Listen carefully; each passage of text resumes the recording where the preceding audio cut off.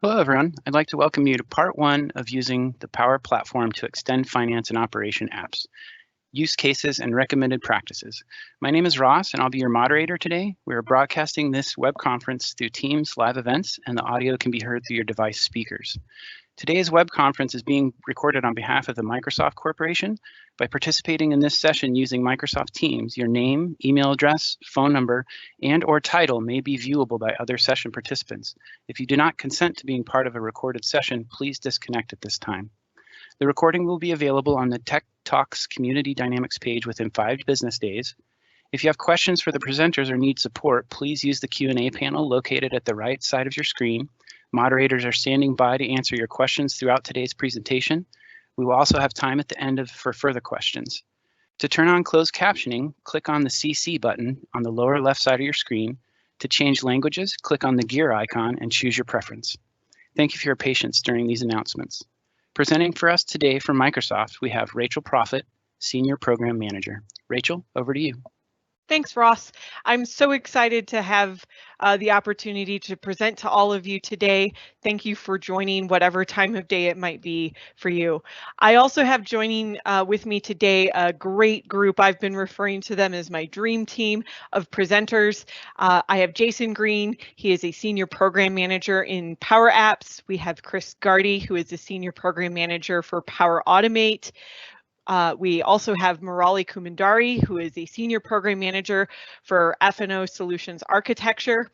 We have Sunil Garg, who is a Principal Program Manager with the Common Data Service. And we also have Vasavi Bhaviri Setty, who is a Senior Program Manager with the Power Platform Customer Success Team. So we've got a great lineup of people available here to help answer questions and who will be presenting along the way. For those of you who don't know me, again, my name is Rachel Profitt. I've got my contact information up here on the screen. Feel free to reach out to me with any questions or suggestions that you might have for this exciting series that we've got started.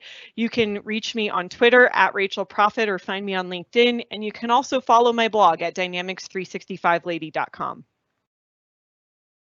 So taking a look at what we're going to talk about today, we have compiled 90 plus examples to share. And these use cases and scenarios are not a full list of what you could do. We're just hoping that these use cases and scenarios will help get you excited and get you started on your own journey with extending finance and operations by using the Common Data Service, Power Automate, PowerApps, Power Virtual Agents, and more. Towards the end of the session, we're going to finish off with a look at the Application Lifecycle Management story for the Power Platform. So with that, let's go ahead and dive right in and start taking a look. We're going to get started today by talking about the Common Data Service. So I like to think of the Common Data Service as the heart of the Power Platform. And when you start with the Common Data Service, I like to think that the rest of the platform will just kind of fall into place, so to speak. We're going to touch on dual write, virtual entities, data integrator, and industry accelerators. So starting out with dual write has been available for some time now. And for those of you who are not familiar with the dual write framework, it's built in F&O and designed to work with the Common Data Service. It provides near real-time bidirectional integration between finance and operations and the Common Data Service. You can use it with your human resources application as well if you deploy the human resources application on the same CDS as your customer engagement apps, or if you connect your F&O environment dual write directly to the same CDS where your human resources environment is deployed. You will want to use the dual write framework in scenarios where the data is needed in the CDS or possibly in another external application.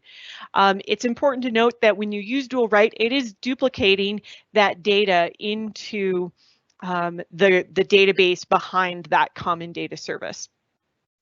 It's important to note that there are some differences in behavior of the Common Data Service when you install and use the dual write framework, such as the money data type, the data effectivity, currency, and unit conversion behaviors. The platform comes with a variety of tools to help you manage the mapping, errors, alerts, and a variety of other things. We've compiled a variety of learning resources that will help you get started on your journey, and you'll find those on the links in the bottom of all of the slides throughout this presentation. We've also prepared an appendix of additional resources above and beyond the resources and links that you'll find at the bottom of the page here. So next up is the virtual entities. Virtual entities are a new feature that was just released as a part of 10.0.12 with PU 36. And there are a lot of benefits and reasons why you'll want to use virtual entities. I like to think of these virtual entities as a game changer. And I've been super excited about this feature coming. So with the new virtual entities feature, it exposes all of your public data entities and all of your F&O data into the common data service. There are a number of ways that you might use these virtual entities once that data is available in the CDS. One thing that's important to note about these virtual entities is that it does not actually copy the data, so we're not duplicating the data into the CDS. We're just making it available through the Power Platform. So a few examples of how customer engagement users might be able to leverage virtual entities here are viewing credit information. So instead of synchronizing data over to the common data service, we could create and extend the sales app, for example, or the customer service app to include additional information about accounts such as credit limits, collection letters, and so on. Another example is you might want to display product or inventory on hand information in the customer engagement side of the application. If you're using field service and you've also got asset management installed, you could view some of that asset maintenance information or fixed asset details right inside of field service. If you're an F&O user, some examples of ways that you might use virtual entities include creating a PowerApp to make data entry more simplified. So if there's a screen inside of F&O that is maybe too complex and you want to simplify something, or maybe you need the ability to scan a barcode or take pictures as a part of a particular process, PowerApps gives us great experiences to make it very easy with a drag and drop experience, so that you don't need to have a developer to make these advanced experiences in the user interface, and you can make simplified experiences for your user. Another example is triggering a Power Automate flow for emails or automation. Now, it's important to note with the virtual entities that currently there are no triggers that if you were to, virtual entities don't have change tracking. So I can't trigger off of a virtual entity when a record is created or updated and so on. We do have a new feature on the roadmap that's coming soon to surface business events into the common data service, but we would still be able to use existing business events that we have inside of F&O and then leverage those virtual entities to pull the data in scenarios where you might need to send an email or perform other automation with the 300 plus connectors that we have. So switching gears a little bit to the data integrator. So the data integrator has been around for a while. There are a variety of templates that you can use to move data into or out of the common data service.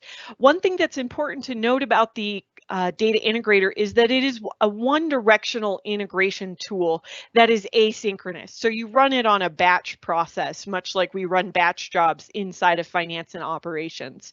You can set the frequency for each project of how often you want that to run. There are also connectors with Data Integrator for other apps like Salesforce and SAP, for example, if you have integration scenarios with other applications. So this can be really powerful and useful in scenarios where you need to connect another application by using the common data service. With the prospect to cache and field service integration, which are the two of the examples of the templates that I've put up here, you can quickly and easily start integrating your customer engagement data with your finance and operations data. So it's quite flexible, and there's a lot of templates. Kind of what's listed out here are the entities and the direction of that mapping. So for example, sales in CE map over to F&O, but products from F&O go into CE. So again, remembering that it's one directional, which is a big difference between the dual write functionality. Again, you'll find some more links down here at the bottom to get to help you get started on your journey with using the data integrator. Now, switching gears to industry accelerators, we've released 9 different industry accelerators. One thing that's important to note about these industry accelerators is currently there are no out-of-the-box integrations with F&O. It doesn't mean that you cannot leverage or use or get a lot of value out of these accelerators, though. If you are an organization or you're implementing as a partner for an organization that is in one of these 9 industries, and I have slides to talk about them all, it's important to note that you can leverage these accelerators to make it easier to develop your solutions quickly. So each of the accelerators includes a different package of inside of the solution, and I've kind of outlined at a very high level what's included, and I've included links at the bottom where you can learn more about exactly what's inside of each one of these. So taking a look first at the automotive accelerator, it includes entities like deals, fleets, warranties, and test drives. Inside of the package and the solution, when you install it, it includes the data model that includes all of those entities and many more, plus some Power BI dashboards, a Canvas app, and some model-driven app samples. If you use the banking industry accelerator, it includes entities like banks, branches, loans, and financial products. The data model is also included there, along with some sample apps and dashboards. One of the great or unique things about the insurance accelerator is that it is designed and integrates directly with Dynamics 365 sales. It includes a variety of entities again, and it can be used for both producer and agency management. The data model, sample apps, and dashboards again are included. The next 3 accelerators that we have are the healthcare, higher education, and K through 12. So with the healthcare accelerator, we include entities like patient, practitioner, and related persons. The data model is included along with a variety of sample apps and dashboards. With higher education in K through 12, these are 2 great examples that are leveraging the PowerApps portals functionality. So the higher education includes a student portal, and the K through 12 includes 2 portals, one for parents and one for students. Both include the data model as well as sample apps and dashboards. The entities are very similar, but there are some differences. So in higher education, you'll find things like internships, scholarships, grants, and accomplishments, while K through 12 includes additional entities for educators, donors, behavior management, and attendance management. The last 3 industry accelerators I want to talk about are nonprofit, manufacturing, and media and communications. The nonprofit accelerator includes entities like constituent management, fundraising, awards, program delivery, and impact tracking. The data model includes a variety of entities along with 8 model-driven apps to help manage different aspects of a nonprofit organization. Along with that included our dashboards and some data integrator templates. For the manufacturing accelerator, it includes entities like supplier onboarding, API onboarding, and supplier management consoles. The data model includes a lot of additional entities, and there is a sample portal available with this particular accelerator as well. There's also a variety of dashboards available. With media and communications, it includes entities like event and venues, sports management, ticketing, advertising, sponsorships, guest interactions, and loyalty programs. There are 5 sample model-driven apps included with this, as well as a sample portal and a variety of dashboards. I do encourage you all, if you're interested in the industry accelerators, to take a look at the links that we've provided here, but also be sure to register and join us in part 11 of our series when we talk more about these industry accelerators. I'm going to go ahead and hand it over to Chris now, who's going to talk a little bit more about Power Automate. Thanks, Rachel. Hi, folks. I'm Chris Garty, a program manager on the Power Automate team, focusing on F&O scenarios, specifically workflow and alerts within finance and operations. So Power Automate is the low-code, no-code solution that enables you to build workflows between your favorite apps. Power Automate leverages over 300 connectors to provide event-based triggers that can start those flows and actions that can be called from those flows. In addition, Power Automate flows can be started manually on request, started at a certain time, or started on a recurring schedule. Power Automate has a growing selection of templates as well that can provide an easy starting point for building common flows, and there's templates for a number of the scenarios that I talk about here. Finance and Operations has a connector that currently provides the business events trigger and 7 actions. Also, once you have CDS virtual entities enabled, you can leverage the native CDS current environment connector to interact with Finance and Operations. And we're actively working on making all of the capabilities from Finance and Operations available via that CDS native connector. So our first scenario is the most popular for Power Automate usage within Finance and Operations. With Finance and Operations, you can use Power Automate to handle the approval of a Finance and Operations workflow. In the example shown here, you can see an example of using Power Automate for the approval of a purchase requisition. In this example, the flow is triggered by the creation of a work item for the purchase requisition approval workflow, and then the flow sends a Power Automate approval to the assigned user. So one key benefit of using this feature is to allow users to approve directly from their email without opening the Finance and Operations application. This was a highly requested capability, and it's similar to the old Azure Service Bus feature that was available in AX 2012 that allowed users to click approve from within an email. You can also use that flow to perform a variety of additional actions outside of the system using the 300 plus connectors. These actions could include sending the approval to Teams or notifying someone via text message that an approval is needed. The flow built for this scenario is triggered by the work item create a business event and uses the execute action on the Finance and Operations connector to call OData actions to validate and complete the work items in Finance and Operations. There is a template for completing workflow work items that you can search for, and I strongly suggest you use that to get started. The links at the bottom of the slide provide more information about enabling this scenario. So Power Automate flows can also be triggered by the business event associated with alert rules. You need to make sure that your alert is marked as send externally so that the alert triggers the event, and then use the associated template to get started would be a really good starting point.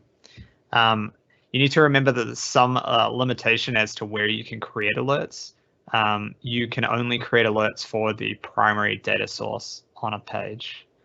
So in this example, when a vendor is created, we're requesting a W4 from a vendor, attaching that file in Finance and Operations, and then updating some related SharePoint metadata.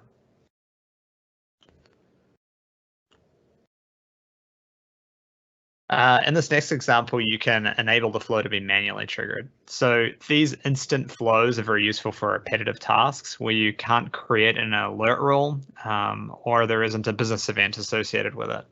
So for now, you need the user to manually click a workflow button in the Power Automate app, and you can share the flow with them so that they can do that.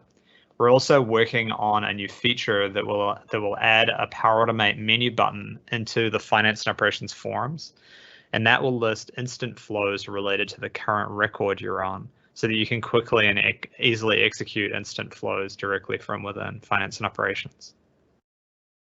Thanks, Chris. So taking a look at some more examples of how you might use Power Automate. In this example, we're going to primarily look at inbound flows. So here we have a few examples where you can use Power Automate to make things happen that are coming into finance and operations. In other words, the trigger that starts this Power Automate flow is happening outside of F&O by using one of the 300 plus connectors that we have available. So I've kind of split this out into the basic CRUD operations for create, read, update, and delete. Although I haven't put a specific example in here for deletion, it is a possibility that you can do delete actions as well. So we've identified a few key scenarios by industry. So looking at the first scenario with retail schedule software. In this particular example, we're assuming that we're using some sort of third-party retail software that sits outside of finance and operations. So someone in the retail store is going to create a schedule for that particular store of when the workers need to come in. And as a part of that process, the retail workers and shifts are retrieved from finance and operations and provided into this third-party application. And then after it's completed, an approval process could be spun off using Power Automate to capture that approval. It's important to note that when you're using the get a record, you can use Power Automate to query records in any of your public entities. So one of the things that you'll want to consider is using OData filters, sorting, and other query actions on the specific flow task inside of your Power Automate flow so that you're not retrieving all of the records. In the second scenario, we're using a manufacturing lab test result. So in a manufacturing scenario, again, maybe I'm using an external lab management system, and the test results are actually recorded in that system. It might be automated or maybe manual with some user interaction involved in that lab management system. There may even be some IoT devices that are capturing data like temperature readings, for example. So we're assuming in this example that there are related quality orders that exist inside of F&O. And as those test results are recorded in that external lab management system, we want to reach out and update those related quality orders with the test results. And then those quality orders could be validated inside of finance and operations, and the inventory blocking could be released. In the third example, we have a service industry example. So with this one, we're indicating that a service contract is won.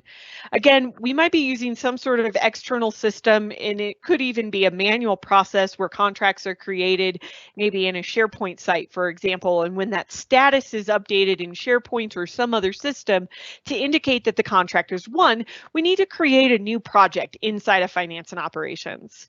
Simultaneously, we might also want to email the project team about the new project. So when you're updating or creating records, it's important to note that you can access any of those public entities, and you'll also have access to the OData actions on those entities, which is actually our next scenario and use case that we're going to talk about. So in this particular example is that we can use Power Automate to trigger OData actions by using the execute action. You can see that option highlighted here on the left screenshot for execute action. There are a variety of OData actions available on entities out of the box. These actions are actually required and used as part of the workflow process that Chris talked about in the first example. In the example that I'm showing here, I'm showing an example where we are using an OData action that is designed to approve a bill of material. So we might be executing this action after some sort of approval process or email has happened outside of the system in previous or even later steps as a part of this, and we want to update and approve that bill of material in the system. Basically, when you think about an OData action, it's a method that is on the OData entity, and you have the ability to extend existing entities or create brand new entities with these OData actions. The key there is that you'll want to decorate those methods with the sys OData action attribute. You can see an example of a very simple one here, and where the comment says do something in the picture, that's where you would write your code that does whatever the action is that you want to perform in the system automatically. It's important to note that custom OData actions can optionally take parameters as well. So the basic process is outlined here. You'll create a flow and add a step, and you could add multiple steps before you get there, but you'll need to search for the Dynamics 365 bin and ops connector. Then you'll select the execute option, which is what you see in the left-hand screenshot, and then you'll need to select the instance from your drop-down box. This is where you're choosing like your dev, test, or production environment, for example. The next thing is the drop-down box of the action, and that's where you'll see the full list of all of the OData actions that are available in the system. The additional attributes that you see here are going to be specific to the OData action that you're calling. So in my example, this bill of material approval example has company, the BOM ID, and it also wants you to pass in the personnel number of the person who is approving this particular action. So another way that we can use Power Automate is to create custom business events. There are a variety of business events that are not specific to workflows or alerts that are already available out of the box, but you also have the ability to extend the system and create your own custom business events. The first two examples that we looked at, again, for workflow and alerts, were also examples.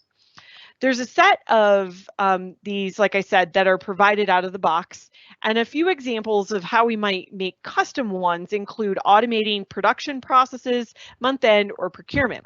So when we take a closer look at the production processes, I might make a business event when a production order is started, finished, or when a BOM is approved, just as a few examples.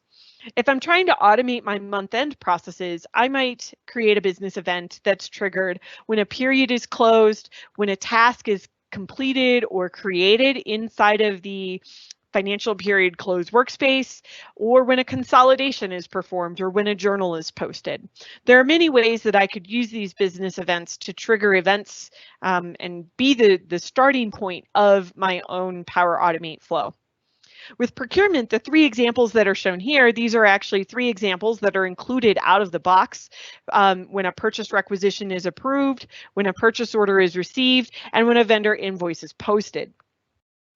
The links that we have down here will show you a variety of additional examples and use cases for business events, and I encourage you to check those out. Again, like I said, we have a new business event feature on the roadmap for the Common Data Service, which will expose the F&O business events and virtual entity data changes via the native Common Data Service current environment connector. If you're interested in joining the private preview for those, you can join the Insider program, and there's some links at the end of the deck to help you get started on that journey. Next up are some scheduled flows. So scheduled flows, you can think of these as very similar to like a batch job. So in F&O, if we have custom logic that needs to execute on a specified interval, maybe daily or nightly or weekly, we oftentimes will create custom X++ classes that extend the batch framework and allow us to schedule those jobs. Another way that you could consider approaching those requirements is by using a scheduled flow. A scheduled flow allows you to set up and define a schedule of the frequency that you want something to happen, whether that be once a day, at a certain time of day, or hourly, or every so many minutes. You can also specify that it should always occur on the 28th of the month, or you can specify that they should happen after a certain number of days, hours, or minutes. So a couple of examples of how you might use this. So another example here related to quality. So let's say I want to automate some quality processes. Let's say twice a day, I want to create new quality order tests based on some data that I have in my F&O environment. Or maybe every hour, I want to update the quality order statuses with some information or data from another system. If you're trying to automate your month-end processes, I might copy month-end tasks to a team site or to a planner, for example, on a specific day of the month. We might also automatically perform actions at a specific date and time. So for example, if I wanted to automatically close the period or automatically post a particular journal like a payroll entry, I could tell the system on a certain date and a certain time to go get the data needed and perform an OData action or insert records into F&O. We also have the ability to process a list of items. So in the example shown here, right, I could check some credit limits at a certain frequency and maybe include customers who are exceeding their credit limits in an email or in a specific report, or maybe post an adaptive card into a team site. We could also check the status of journals once per week. So checking to see, you know, are the journals being posted on a timely basis? Or if you're using the time and attendance functionality or project timesheets, we might check to make sure that the employees have posted their timesheet at the end of the day. And if they haven't, email them a reminder. Or maybe I just want to email them a reminder, you know, about an hour before the end of the day so that they don't forget to do it. So lots of great examples where we can use those.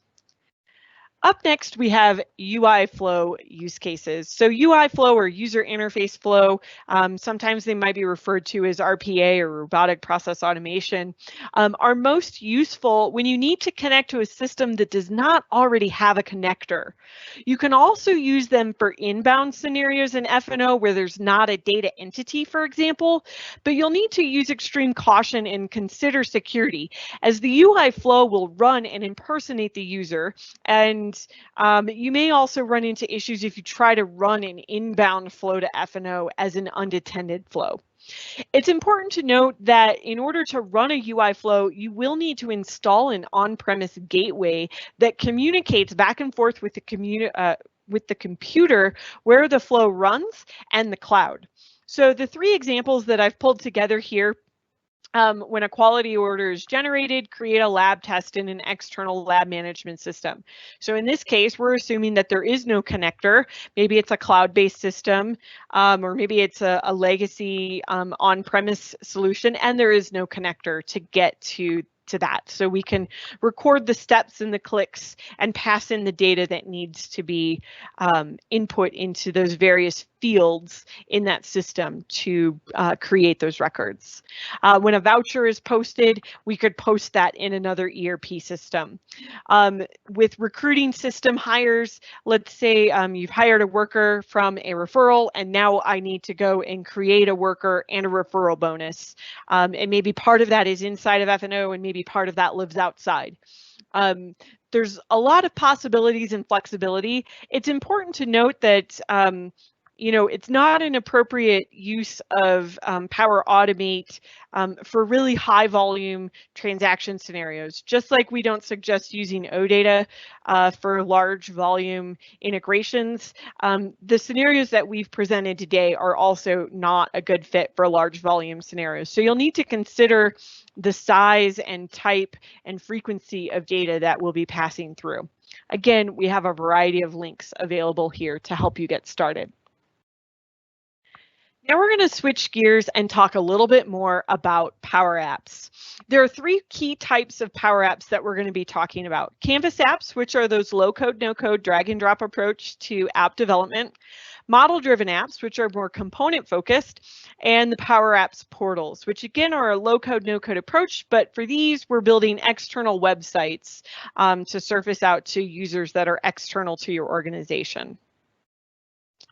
So starting off with a few Canvas app use cases and examples. So in this particular slide, we've kind of broken it down into three key ways that you can embed or launch a Power App from the finance and operations applications. So the first example is by embedding into a workspace. So for this example, let's say I'm using Dynamics 365 Human Resources.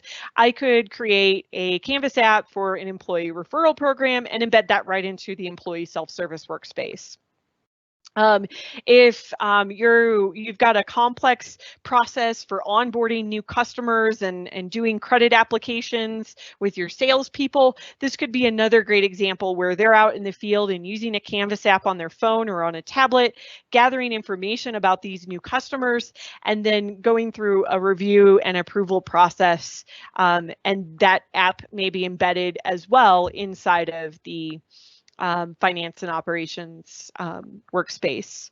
Another great example is quality order test results. So we talked a little bit when we were talking about the common data service where maybe the user interface needs to be more simplified and it needs to be easier to enter those test results. So you could create a new Canvas app that makes the entering those quality order test results very quick and easy. And those results are then put back and updated into the quality orders inside of F&O. Another way that you can embed a Power App or a Canvas app into finance and operations is to put it directly into a fast tab. Oftentimes, if you're going to put it on a fast tab, you're going to do it on a specific page.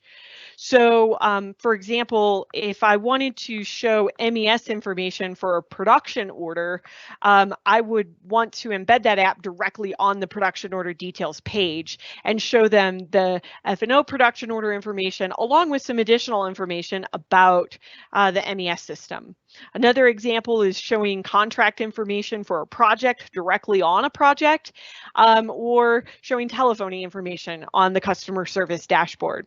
It's important to note that oftentimes when you're using this embedding into a fast tab, that you'll want to pass a piece of data. We do support the ability to pass one piece of data from the record that you have selected in a Power App, or sorry, in F&O to the Power App when you're embedding those.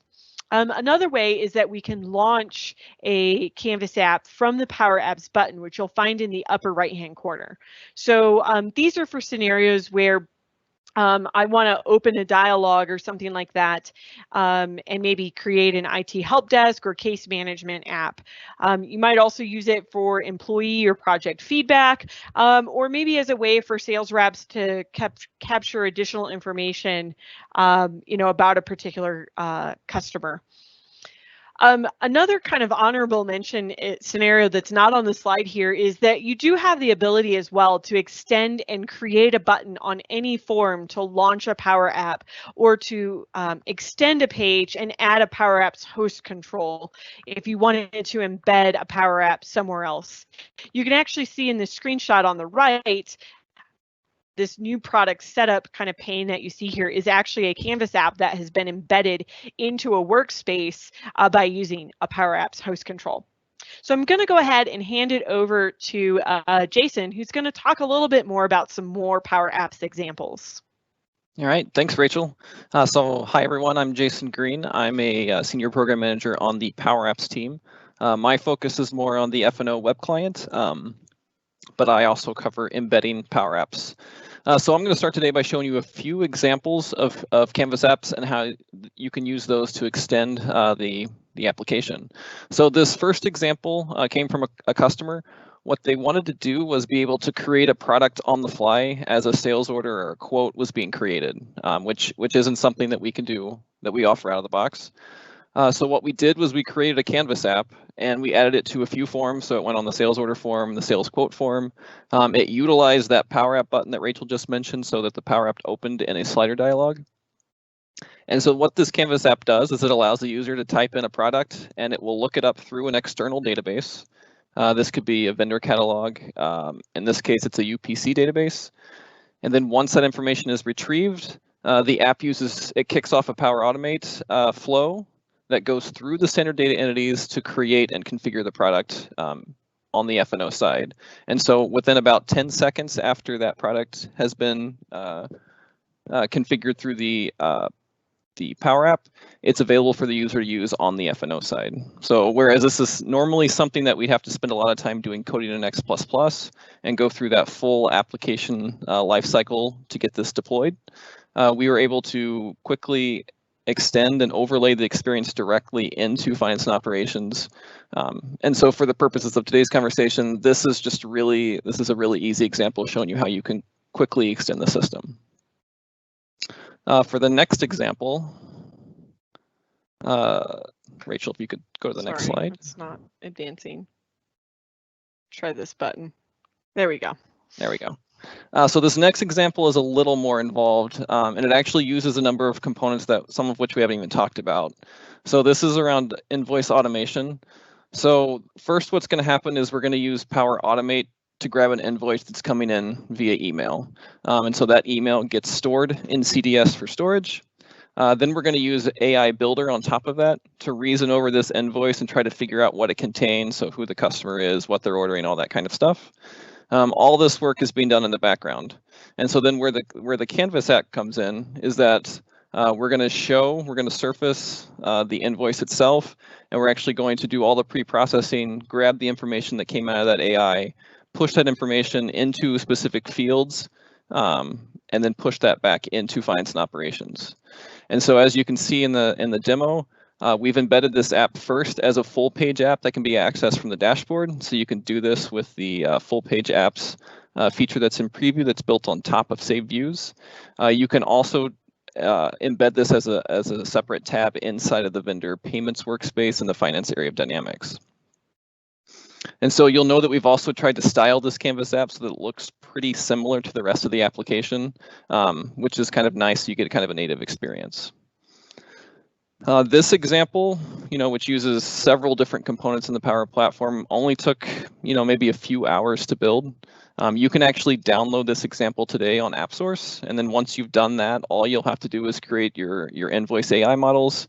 And then again, the nice thing here is that you don't have to go and build this kind of experience directly into a workspace or as a new form in X++. You can be a little bit more agile in tweaking and maintaining this experience with Power users through citizen developers, just using that low code, no code development style.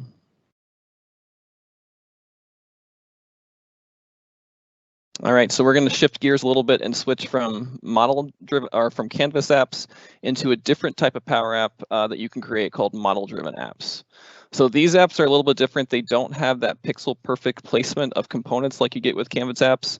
They're more built based on metadata, and they're kind of process driven. And so with these apps, you'll utilize the same platform, the same tools that you use to develop within the customer engagement application. So things like sales, marketing, field service.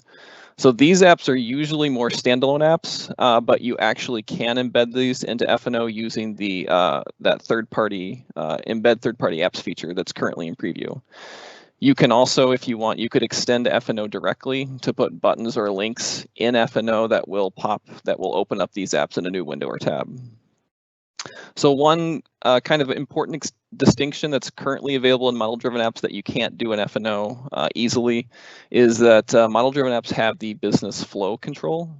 So what this does is it allows you to kind of define the stages a record needs to go through during its life cycle. So some examples just for use cases for model-driven apps would be custom ordering, inspections, self-service items. Inspections themselves could be useful, again, because the ability to define those stages as you move through the inspection through completion, you can surface different kinds of fields or attributes that need to be recorded, and then you can use that to update information back in a finance or supply chain or any other F&O application. Other examples could be you want to introduce a new product, and that product needs to go through several different phases before we actually want to put it in the supply chain system itself, or a project contract app, or even vendor onboarding. So really any process where you have distinct stages within a process might be applicable for a model-driven app. The other thing you can use model-driven apps for is just for surfacing information. So like production or shop floor information. And then again, because we have virtual entities that allow us to get to the vast majority of entities on the F&O side through the CDS, you can use that information to create dashboards that are for people to consume. And then the last, if you move on one more. Did I go too far? Nope, you're good. Okay. So the last area that we're going to look at within PowerApps is portals.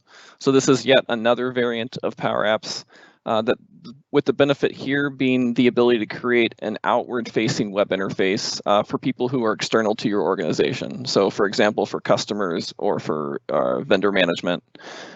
So when you create a portal, you get to decide to surface only the data you want to expose from the CDS, and that could be from FinOps via the virtual entities. You would gather information from users from that site, and then based on what they enter in the portal, you can push that back into finance and operations applications. So one great example of this is the customer portal that's available now within supply chain. So even though we can't really give customers access to our Dynamics 365 applications, we can give them access to a portal that surfaces the information we want them to see and kind of solicits information from them that we need.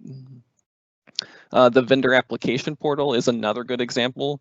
This allows us to have a public website that vendors can go to fill in their key information. Once they get it, we can kind of feed that back into finance and SCM and move them through the vendor onboarding process. And just as a sneak peek here, we are planning to show an example and build a simple vendor portal in the PowerApps portal session later on in the series. The final example for PowerApps is a little bit different. So this is more for internal folks. Especially for those who aren't normal users of FinOps. So this is different. It has a little bit different licensing, so make sure you are aware of that. But regardless, it is an easy way to create an application for internal employees to surface knowledge-based items for HR and things like that. If you are using HR, again, you can consider embedding this kind of portal using that third-party application feature in personalization or as a link on the employee self-service page. And so one last example to walk through today, which is actually very fitting given the times we're living in today. This is essentially a book and appointment app or a maintain your social distance app that's now available. And this is trying to address one problem that everyone has to deal with right now, and that is that we can't have people coming into our organization or our location at any time. So this example has examples of all three of the PowerApps mechanisms that we talked about. So first on the screenshot now, we have a model-driven app. So this is more for the administration side where you can see the time slots that are available for people that want to come into your branch or your location. The next one is a Canvas app. And so this is for the employee to see who would be coming in and to actually book time slots on behalf of users. The third one is another Canvas app. So this is where you can look at the available time slots, edit them, make confirmations, do all the setup. And then the fourth one is the actual Power Portal itself. So this is a public site that can be accessed by customers, and they can use it to request their appointments. I think you can see the book slot link circled in red there. And so all of these things are linked through the Common Data Service. This example also uses Power Automate to send users notifications about their appointments. And so you can see how this would be super useful for maintaining social distance, for being smart about scheduling times for people to come into your organization. So that's a quick summary of some of the PowerApps examples we had for you today. I'll hand it over to Murali next to talk about Power Virtual Agents. Thanks, Jason. So Power Virtual Agents is a mechanism for building conversational user interface in business application and within Microsoft. I'd like to go next into a little bit of overview. Rachel, if you can go to the next slide. So it's built on top of a Power Platform. So basically the data that you save and topics and content are all stored in the Power Platform on CDS.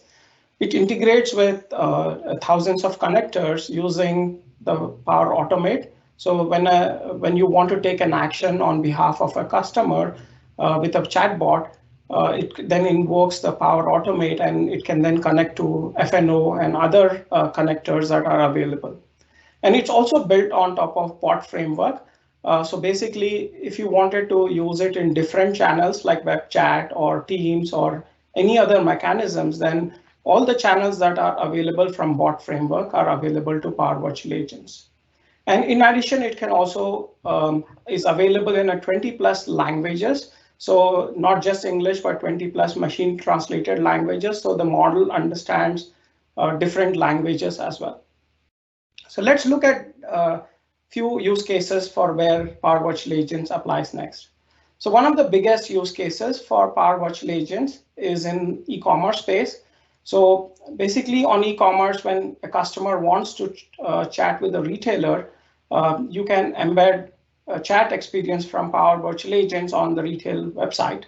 And you can configure this to actually launch on at specific times or specific trigger points. So for example, you don't want to expose the chat on your entire website, but you want to do it on specific pages, or when the user is moving between specific pages, or it can be done based on number of visits to a page as well. So imagine a user has stayed on a product page for quite a number of times, or has he waited for some amount of time, you can do that as well. And then if you have a retailer, for example, you're based in US and you have an international visitor coming into your website, you could also trigger a proactive chat based on a condition like that. Similarly, when you trigger a proactive chat, you actually want the specific topic to be triggered. So Power Virtual Agents also provides an ability to directly trigger specific topics so that you can actually take the user to the right topic immediately. So for example, say I had $400 in my cart and there's a free shipping offer available with say $450. In such a case, you could actually trigger the topic for free shipping, and you can then provide an offer to the customer to add the products and engage with them. Similarly, the customer's context when they are logged into e-commerce, the context of the customer and who they are is completely passed to Power Virtual Agents, so you don't have to prompt the user to log in again within the Power Virtual Agents. And then the content pack, so you could ship with content packs for different retailers have different business processes. So with this content pack, you can customize this for your business needs, and these are available as a solution pack. And you can connect with headless commerce APIs or retail commerce APIs using Power Automate as well. Let's look at next set of use cases. So we talked about procure to pay is one of the big scenarios. So right from when an employee raises a requisition to all the way when the actual payment lands, there are cases in procure to pay where the virtual agent can play a big role. So it could be a virtual agent that's facing the employee, helping them to find out where their requisition is, or it could be a virtual agent facing the vendors. So let's look at like these two use cases a little bit more in the next slide. So a lot of organizations have an employee self-service portal. Now, this could be a self-service portal that's part of F&O, or you could have an external portal that you've built. A virtual agent can be embedded in there, and it could also be part of the Teams channel. So if you have a Teams channel, the virtual agent chatbot can be present in Teams, and it can then, with the same content, be able to answer questions related to, HR. It could be procurement, it could be benefits, and even time and expense. So it can act as a single IT help desk as well. So the use cases are limitless as well. Similarly for vendors, so if you had a vendor portal built or a vendor collaboration portal, you could expose a chatbot built by Power Virtual Agents. It could answer queries on various topics that are related to vendors, like what are the vendor onboarding terms and agreements, or it could be whether the goods that have been shipped by vendor have been received, or it could be questions related to invoice matching and payments as well. Let's look at a few more scenarios. The next two scenarios that we're going to look at are, first one is for quality management. So imagine in a warehouse, you had a set of workers wanting to have a question. So those quality management questions can be handled by the Power Virtual Agent. It can invoke the F&O connector or CDS connector via virtual entities and be able to answer questions. Similarly, on the customer portal that we have, which is part of the Power Virtual Agent, part of the PowerApps portal, you could also do this as well. Okay. Thanks so much. Now we're going to switch gears a little bit and talk about mixed reality. And while mixed reality is technically not one of the Power Platform applications, the two applications I am going to talk about, which are Dynamics 365 Remote Assist and Dynamics 365 Guides, are built on the Power Platform. So we're going to take a look first at mixed reality. So organizations today are facing a lot of different challenges to help digitally empower their service technicians. The complexity of the machines and systems in these organizations make it difficult to train employees on complex tasks, and it makes it difficult as well to reduce time or fix and maintain equipment. It's oftentimes difficult as well to help keep employees safe on the job when there's complex training or lengthy training or updates that need to be made to large groups of users in your warehouse about safety procedures and new equipment. When we think about the multiple data systems that are involved in many service organizations or manufacturing organizations, we need the ability to integrate relevant data into our existing workflows. So by using Dynamics 365 Remote Assist, we have the ability to manage that data and integrate into existing workflows using holographic layout tools versus, current manual methods where we might be drawing things with CAD drawings or having manual written documentation that doesn't really give the visual learner the details that they may need. And the 3D model management and incorporation kind of process for a lot of organizations can be complex. And from a connectivity standpoint, a lot of organizations are asking, do we have good connectivity?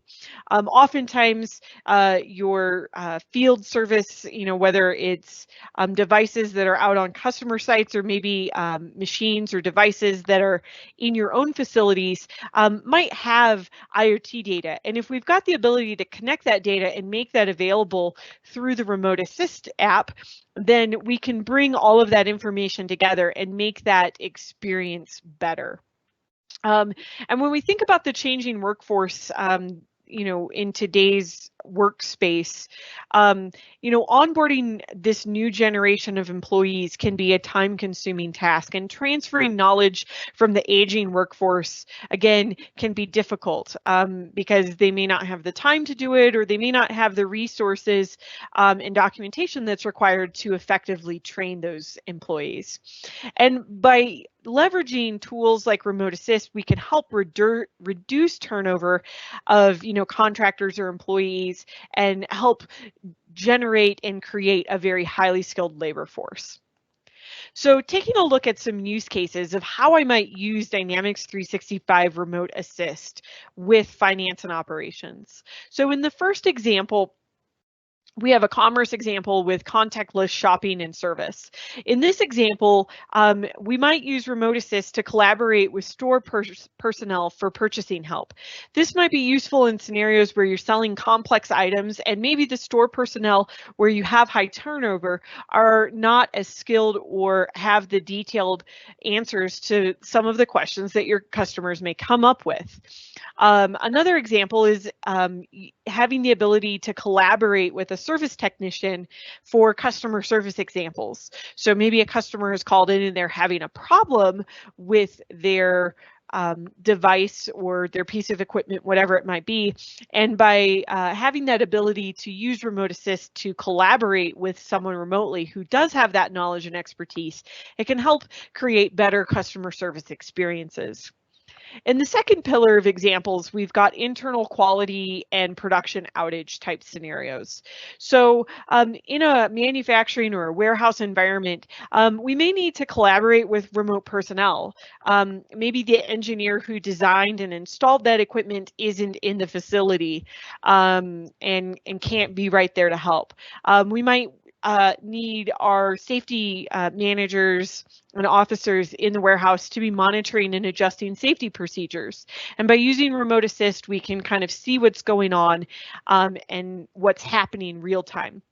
We can also use it to train those new users on the equipment and so that they're familiar with how to run a particular production process or a quality process, for example. And on our third pillar of examples, we might use this in field service or asset management type organizations. So again, in this example, we might need to collaborate with back office personnel. So I might have agents that are out in the field on customer sites or out in a warehouse, and they need to talk with someone who's in the office who designed or sold a particular deal. We can also integrate with IoT data and devices. So if I've got data flowing in from those devices on my shop floor or out on my customer site, I can pull that data in and make that available in the Dynamics 365 Remote Assist. We can also integrate that data into existing workflows and business processes. So switching gears a little bit now to using asset management with Dynamics 365 Guides. Dynamics 365 Guides is another example of how I can use mixed reality and the HoloLens in order to create experiences that are part of the production process or part of the asset maintenance process. This is actually a feature that is configured to work out of the box with finance and operations when you use the new asset management module. So when we take a look at the setup process, there are 4 main steps. First, you'll need to configure dual write with the common data service so that we're copying the data from finance and operations into the common data service. Then you'll need to flight the MR Guides feature and enable the configuration keys that are a part of that feature. Once you've enabled those configuration keys, then you can start setting up your guides. The configuration process inside of finance and operations is, again, a simple process. You'll need to create those guides by using a PC to create the details of that guide, and then you'll use the HoloLens to place the actual holograms. And if you're not familiar with what a hologram is, to simplify it a little bit for you, the holograms give you reference points on a machine or where a particular tool cabinet might be to help with the spatial recognition when you're actually wearing a HoloLens device. And so once you've created your guides and added in your holograms, then you can go into finance and operations and create a maintenance checklist template. After you've created that template, you can see here in the screenshot on the associated guides grid, this is where you'll click the Add Guides button in order to link the guide to that particular template or to that particular step. Once you've done this, you can start creating and processing those work orders from inside of Dynamics 365 Finance and Operations and have the ability to open the Dynamics 365 guides that are related to those particular checklists. Now, this particular scenario, again, is available out of the box, but there are some additional scenarios where you might be able to extend finance and operations to leverage the power of Dynamics 365 guides. In the first example is a manufacturing execution guide. So in this example, there would be kind of 2 key extension points. You would first create an extension to add a guide to the operation instructions. There is an out-of-the-box feature today that allows you to create operation instructions that include text and pictures or even videos as an example, but you could extend the solution to allow a guide to be added to those operation instructions. Then on the actual job card device or job card terminal, you would extend the actual device or terminal page so that the guide that is linked to that particular operation is displayed so that the user can put on the HoloLens and pull up the proper guide and start processing that particular production step.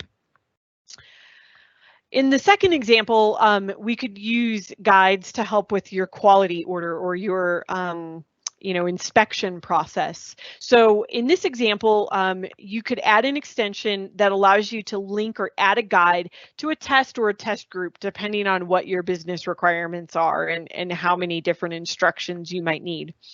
And then you could add another extension to the actual quality order page that allows you to see the guides that are related to the test or test groups that you've selected on that particular quality order. That way, the quality management personnel can quickly and easily open that guide again from the HoloLens. So switching gears to our last kind of scenario or product area that we're going to talk about today is Dynamics 365 Customer Voice, which was formerly known as Forms Pro. So Forms Pro capabilities have been expanded in the new Customer Voice application to be a simple yet powerful feedback management solution. Customer Voice enables you to capture customer feedback instantly and engage the right people at the right time across different channels, and it allows you to leverage surveys personalized for your audience. It doesn't have to be just customers. It could be vendors, employees, or anyone in your organization. By using these, we can accelerate the time to capture that information by using the templates that are available out of the box. Customer Voice will also help you integrate your data with Dynamics 365 customer records for deeper customer insights. All of the data captured in a survey that you build is stored directly in the Common Data Service. And when data updates are made to those surveys or you create new surveys, automatically every response is stored, giving you an always-on kind of measure of audience perception. In addition to Dynamics 365, Power BI, Power Automate, and Power Apps all integrate with Customer Voice to deliver a holistic, connected experience. Customer Voice drives action by helping you deliver real-time feedback based on the customer feedback that you gather. And Power BI helps you visualize your feedback insights. And by using Power Automate, we can enable automatic response triggers. So when I get a response, I can tell the system what I want to have happen. Finally, Customer Voice gives you full control over your data with the ability to store your survey responses and integrated data in your own data center. So taking a look at some specific use cases that I can do with Customer Voice and finance and operations. So I've separated the examples into 3 pillars for collecting, analyzing, and automating business process. So when we think about collecting data, I might want to collect data or information about shipping quality or product quality. I might also want to send out a survey that gets a net promoter score from my customers after they've opened a ticket or had a return or they've received their item. When I think about how I might want to analyze my data and the types of surveys or things that I might include in my Customer Voice feedback, is the ability to analyze customer sentiment, review individual responses, or trends over time on a particular survey. So when I'm analyzing trends, I might look at trends of responses from different demographics or regions of users, or I might look at trends based on who their customer service agent was that helped them when they called in, for example. And when we think about automating processes, there's a lot of different ways that we could automate a process. So I could notify product and shipping managers when there's a problem. So maybe someone filled out a survey and gave some negative responses and the sentiment wasn't very positive. I could tell the system to automatically notify certain people in the organization with an email, or maybe I put those into a SharePoint list or into a Teams channel so that they can start to take action on that information. We also have the ability to send surveys automatically. So if I want to automatically trigger a survey to be sent when something happens in the system, I can use my business events or my common data service to be that trigger for when I want to send a survey. And when that trigger occurs, I can add another step into my Power Automate flow to say, send this particular survey. And because we can integrate with Power Automate, that means I, again, have all the connections to all 300 plus connectors that are available. So taking a look at some more specific examples and use cases, in this first one, we're talking about quality checks. Quality checks could mean a lot of different things depending on the type of industry or organization that you work in. So if you're a retailer or a distributor, you might want to check for quality on the delivered services. If you're a service industry type customer, you might want to validate the project performance. Were the consultants that we assign to you or the technicians or engineers meeting your expectations? You might also gather feedback for an assessment that you perform. Or if you think about an HR example, you might want to gather feedback about how a training class was that you conducted for your employees. So when we think about how we can embed these experiences into finance and operations, you can embed a Forms Pro or a customer voice survey as a third-party web app through the personalization toolbar. You can also embed it in a model-driven Power App. And again, if you embed a customer voice survey into a model-driven Power App, that Power App could then in turn be embedded using the third-party personalizations. You could also add a link to a workspace or extend and create custom buttons, or you could just make a mashup of survey results with F&O data using Power BI. So you could take your F&O data plus the CDS data with those survey results and create Power BI dashboards, which then could be embedded or pinned into finance and operations. When we think about the automation experience here, I could use Power Automate to automatically send from a CRUD update or a CRUD operation that happens on a virtual entity. I could create a business event and use Power Automate to say when this happens, automatically send a survey. I could create a button extension to call custom logic, or I could automatically update F&O when I get the response. Another example is around employee satisfaction. So you might send out surveys to your workers, especially if you're using the human resources application, to get an annual pulse about their benefits. Are they happy with the benefits? What do they think? What's missing? What would they like to see? You could also use it as a way to manage self-evaluations. Although human resources does have a performance review and goals feature, you might want employees to fill out a self-evaluation that's included as a part of that process. So you could have them fill out this survey, send it to them automatically, and then put the results in a Power App, a Canvas app, for example, and embed that Canvas app directly into the reviews page, into a fast tab, for example, inside of human resources. You might also do like a quarterly feedback where you're checking in about the manager and seeing how manager is doing, or like new hire orientation, like a check-in after 90 days. When you're embedding into human resources, you can embed as a third-party web app through personalization. You could embed in a model-driven app the same way, or you can add a link to a workspace through personalization or through the human resources parameters. When you think about the automation experience, again, very similar. I might use Power Automate to perform updates on the CDS, which will then in turn update human resources, or I might create an alert rule to trigger a Power Automate flow.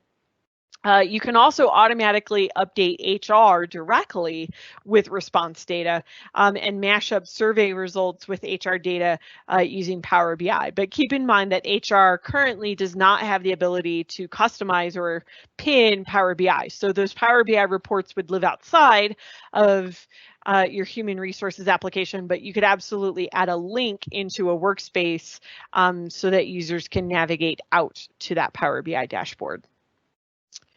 With that, we're going to go ahead and switch gears to Application Lifecycle Management. So from an application lifecycle management standpoint, it's very important to note that, we need to manage the ALM for our Power Platform components, much like we would for F&O, but there are clear differences in how the application lifecycle works for the Power Platform. So that's what we're going to dive into now. First, I want to talk a little bit about environments.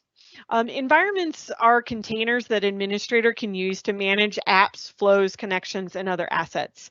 It's up to you when you create an environment whether or not you want to add a database to that environment. And if you choose to add a database, then that becomes your common data service database.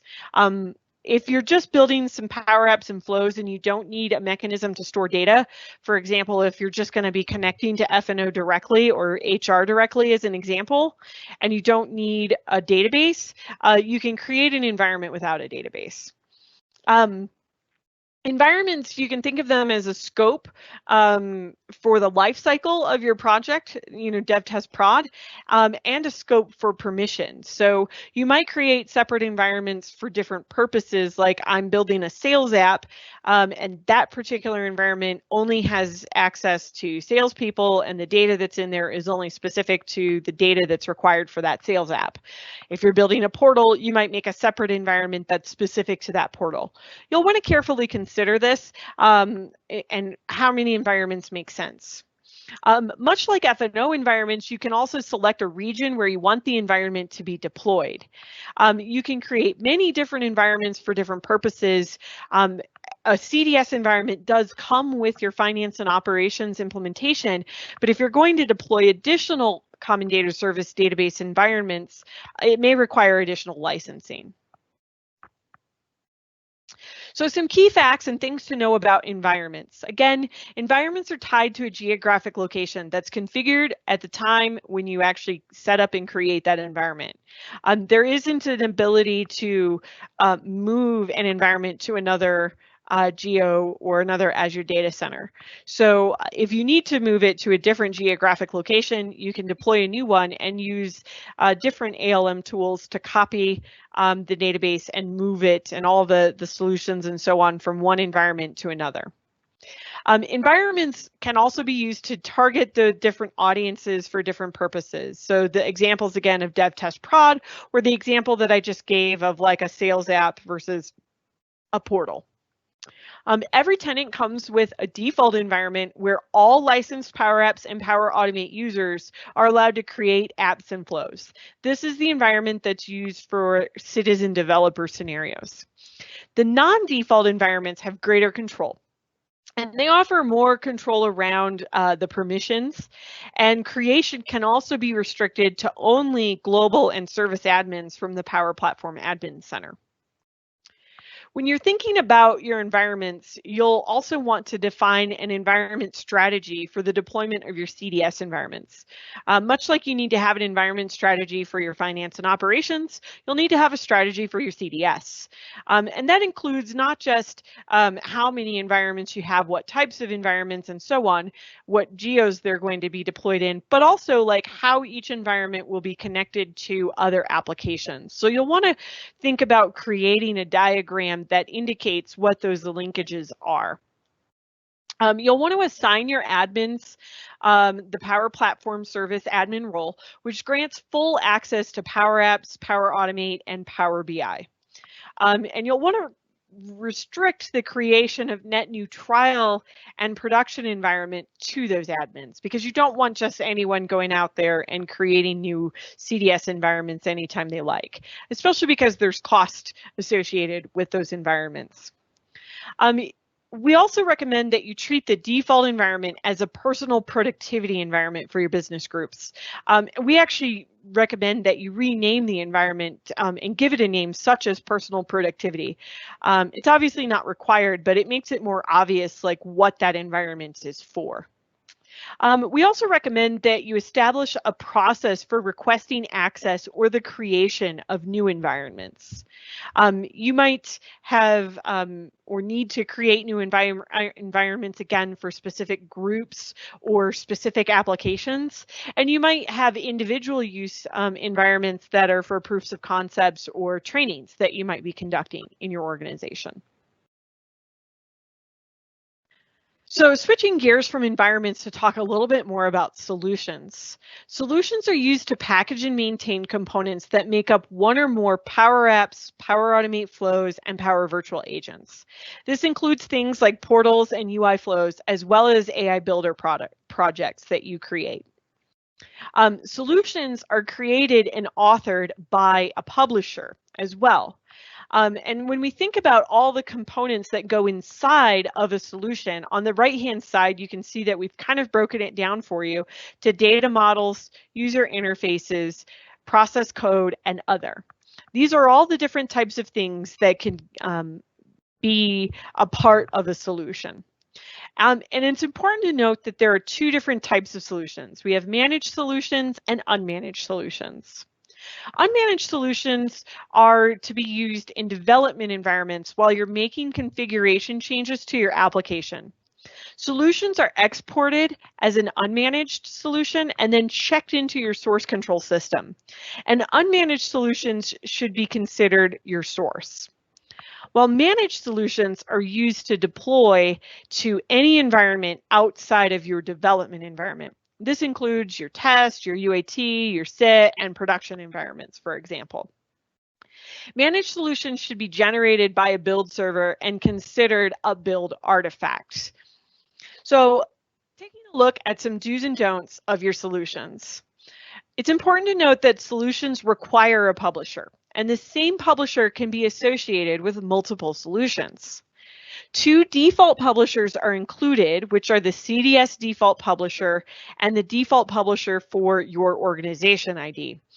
So that could be like ORG and then followed by some numbers and letters that are specific to your organization. We strongly recommend that you create your own publisher and do not use one of the default publishers. The publisher dictates the customizations, prefix, and the option set values.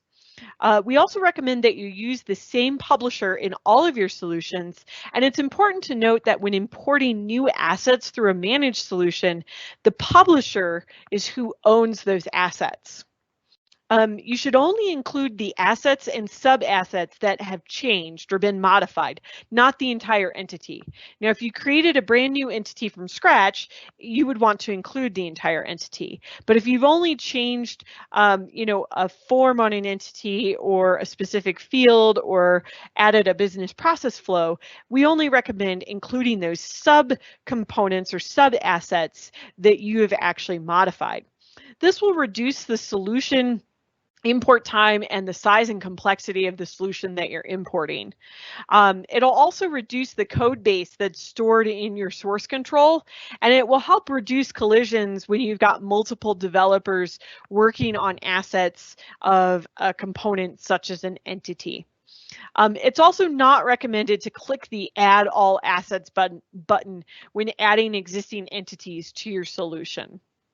Again, we've provided a variety of links at the bottom to help you get started with your journey in understanding solutions and environments, and you can use these links to help you understand more about the application lifecycle management with the Power Platform.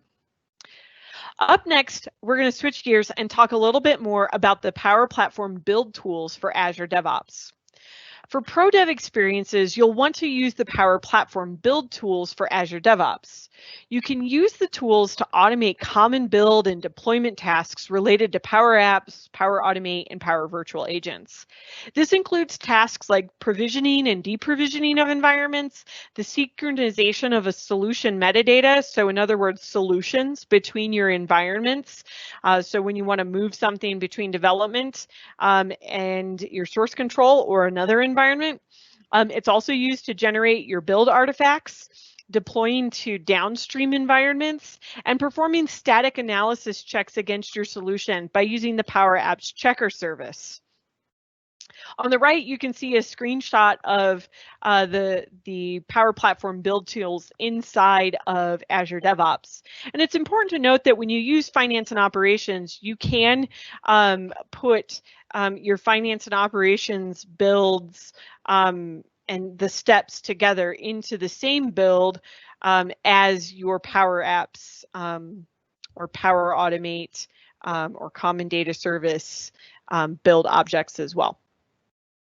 The basic process when we think about this is a 4-step process. You'll need to first install, and then you'll want to create a build pipeline to export from dev, a build pipeline to generate your build artifact, and a release pipeline to deploy to production.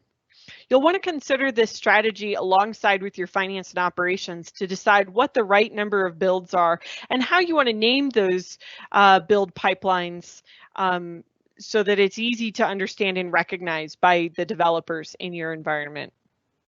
So taking a closer look at the process flow of the application lifecycle management when we use the Power Platform build tools, you can see that it's separated into 3 phases. The initial build pipeline is what instantiates a pristine development environment, typically daily. Then the build pipeline is automated to help get rid of manual steps. You're still going to need to run a unit test manually, but there's no more need to manually upload to the solution checker and manually export, unpack, and push to the repo. With the automated release pipeline, this also helps remove some manual steps. You could set this release pipeline up to publish weekly, daily, or hourly, and those releases will just automatically become the new standard. It's important to note that you'll still need to run your unit tests and integration tests as a part of this process. So I want to remind everyone that this is the first part in a 12-part series, and who knows, maybe we'll add a 13th part if something comes up that's exciting.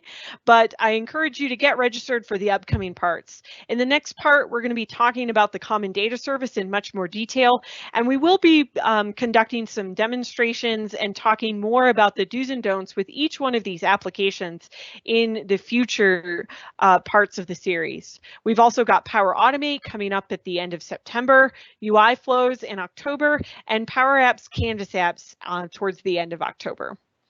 We'll go ahead and take a look and see what we've got for Q&A, since we've got a few minutes left here at the end. I see that we've had quite a few questions come in, and we've been responding to those. To the team, do we have any questions that are pressing that we should try to answer while I scroll through here and see what we've got?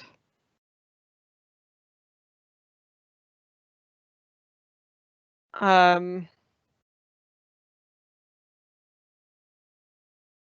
like most of these have been answered. All right. So a question came in, what is required to enable Dynamics 365 Remote Assist? Is there somewhere to sample, test how it works? Great question. So Remote Assist does require some additional licensing to be in place. And in the appendix, I can actually click forward and get to it. There are some slides that we've got at the very end down here, which you'll get in the decks when they're available. There are some links here on the documentation for Remote Assist and for learning it. And there's also a YouTube channel.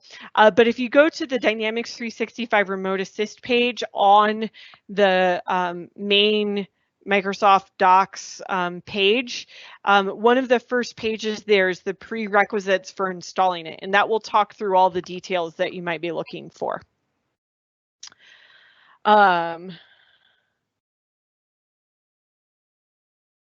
Someone asked, do you have more detailed info on how a partner can purchase the licenses for HoloLens device itself and mixed reality to use it with F&O? So there's kind of 2 parts to that. Just by purchasing a HoloLens, that will give you access to use a HoloLens, and there's a bunch of apps that come with the HoloLens by default. And to use either Dynamics 365 guides or Dynamics 365 Remote Assist, there is additional licensing that you'll need to purchase. The licensing guide for finance and operations does have some additional information about how to purchase those and what SKUs are needed. So I encourage you to check out that licensing guide.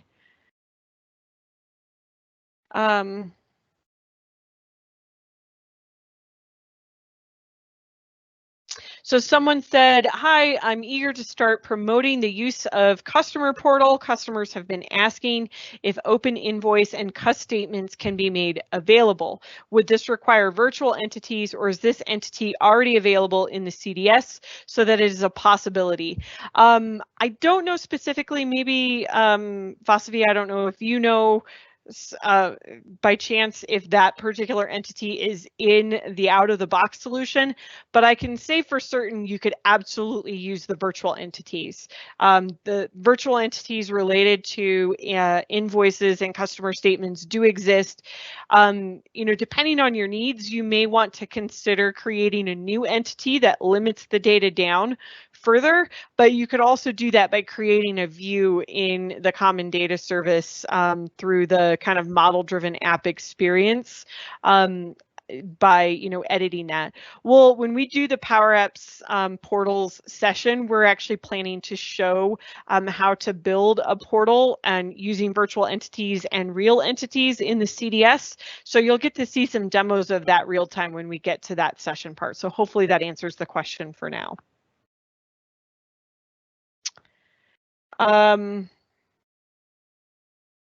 A question came in, can a production, finance, and operations CDS environment be linked to the existing customer engagement production environment? Yes, it is possible to link your finance and operations environment to the CDS of a customer engagement environment that already exists. There is a link on the Microsoft Docs website that specifically walks through the steps of how to link to an existing CDS versus deploying a brand new one. It'd be important to note that you wouldn't want to deploy a new one. You would want to instead follow the instructions to link to an existing environment. So those can be found directly on the Microsoft Docs site. And I'll make sure too that we get some frequently asked questions posted as well with some more specific links to help answer some of these questions.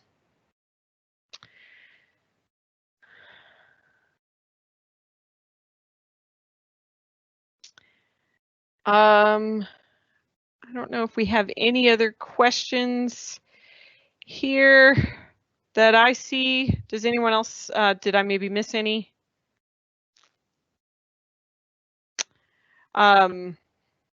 There's a couple questions in here about some of the banking accelerators. I actually don't know the answer to that off the top of my head. I would encourage you to go take a look at the link for the banking accelerator, but I'll also try to follow up and see if I can find more specific answers on that and get that put in the frequently asked questions. With that, I'm going to go ahead and hand it back over to Ross to wrap us up today. I want to thank everyone again for attending and taking the time out of your day to learn about the Power Platform and extending your finance and operations applications. Thank you again. Hey, thanks, Rachel. I've posted a short link to a survey in the Q&A panel. We'd like your feedback on today's session, and we'd like to hear what you'd like to see in future events. The survey scores are on a scale from 1 to 5, with 5 being the highest score possible. Thank you for your participation in this. As a reminder, the recording will be available on the TechTalk's Community Dynamics page within 5 business days. This concludes today's broadcast. I'd like to extend a big thank you to our presenters and audience. Please stay safe and have a great rest of your day or evening. Goodbye.